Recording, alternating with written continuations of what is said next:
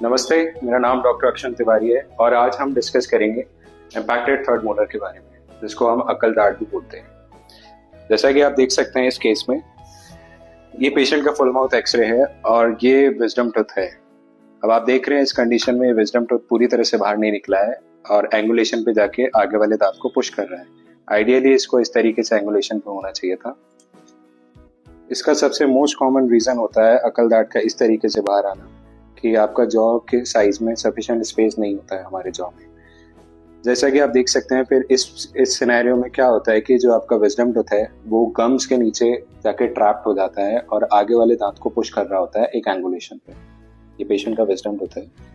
जो कि पूरी तरह से बाहर नहीं आया है और पूरी तरह से इमर्ज नहीं हुआ है। तो इसमें इस वजह से क्या हुआ है, गम्स के नीचे ट्रैप्ड हो गया और एक एंगल पे ग्रो कर रहा है। इस वजह से क्या होता है कि ये वाला जो टूथ है विजडम टूथ आगे वाले टूथ पे प्रेशर डाल रहा है और इस प्रेशर की वजह से एक चैलेंजिंग एनवायरनमेंट क्रिएट होता है यहाँ पे कि आप क्लीनिंग प्रॉपर नहीं कर पाता है पेशेंट, जिस वजह से प्लाक एक्यूमुलेशन हो रहा है और उसके फर्दर सीक्वेंस की वजह से यहाँ पे डिके हो गया है, कैविटी हो गई है। उस वजह से यहाँ पे प्रॉक्सिमल कैविटी हो गई है और प्रॉक्सिमल कैविटी की वजह से इस वाले टूथ में इट इज कॉजिंग सेंसिटिविटी और पेन टू द पेशेंट, जिस वजह से उसका डेली लाइफ जो हो रहा है, रूटीन है, ईटिंग ड्रिंकिंग, वो हैम्पर हो रही है।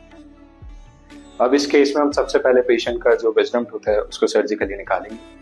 और सर्जिकली निकालने के बाद आफ्टर 10 डेज जिस दांत में डिके है, प्रॉक्सिमल डिके, जिसकी वजह से उनको सेंसिटिविटी और पेन हो रहा है, उस दांत का रूट कैनाल ट्रीटमेंट करके उस पर क्राउन देंगे।